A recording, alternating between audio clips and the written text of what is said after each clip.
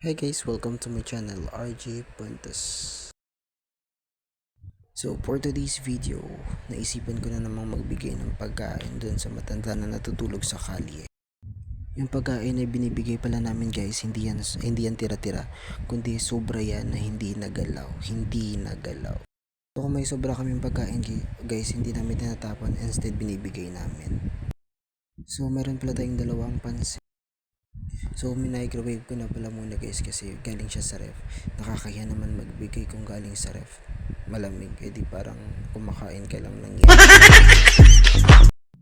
So kung magbibigay tayo guys ng ulam, so dapat samahan na rin natin ng rice.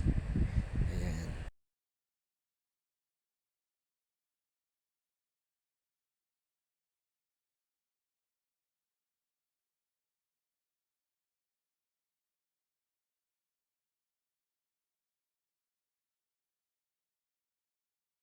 Boring naman maghintay, sayawan nga natin.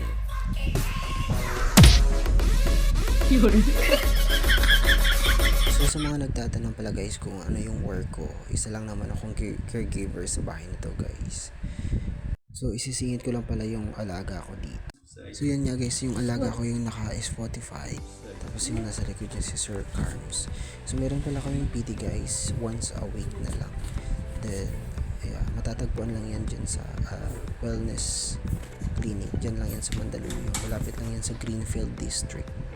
So as you can see, malaki na talaga yung improvement ng alaga ko compared doon sa first pagdating ko dito. Hindi pa siya nakakatayo, hindi niya nagagalaw yung buong katawan niya. So I'm so glad na malaki na yung improvement niya guys.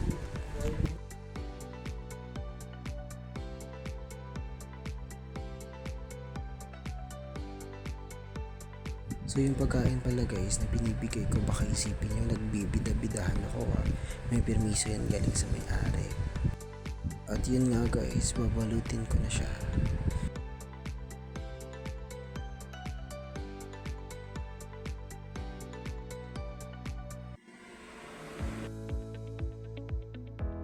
So mga pagkain pala yan guys, hindi talaga yan tira-tira, kundi sobra talaga yan guys, hindi yan nagalaw. Bakit ba kasi ayaw yung maniwala Ayun.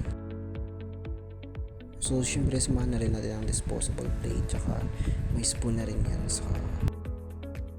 At yun nga guys, muntik nang nakalimutan yung dinuguan baboy.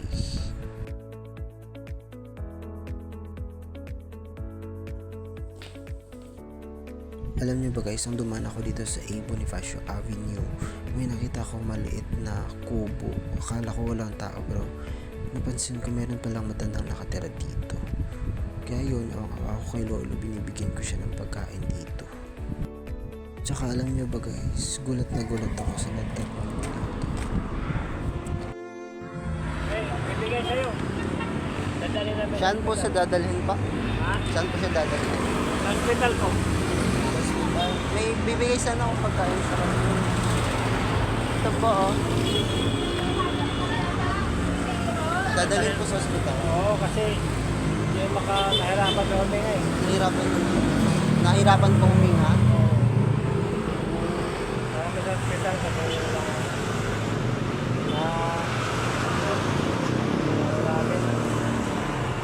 Hintay pa namin yung sasakyan. Sasakyan. Nahirapan na siya sa upo. Sa upo. Ano yun? Kaibigan ko lang yan. Kaso lang, matagal na kami naging kaibigan. Binibigyan ko siya dito ng pagkain. Hindi naman talaga gabi-gabi. Okay lang po, salamat po. Gusto po pakiramdam niyo po. Hey, tinatanong ka rin. Okay. Awang-awa talaga ako kay Lolo guys sa natatnan ko. Tsaka hindi ko na rin na-videohan ng maayos. Hindi ko na rin sila na-interview ng maayos kasi nga naghihintay na rin yung alaga ko. So sa may mga mabubuting puso dyan na handang tumulong guys, his name is Rolando. So matatagpuan lang yan dyan. Nasa pagitan lang yan ng Labo Street tsaka ng Eserog Street. Dyan lang matatagpuan yan sa A. Bonifacio Avenue. Nasa tapat lang yan ng sementeryo guys.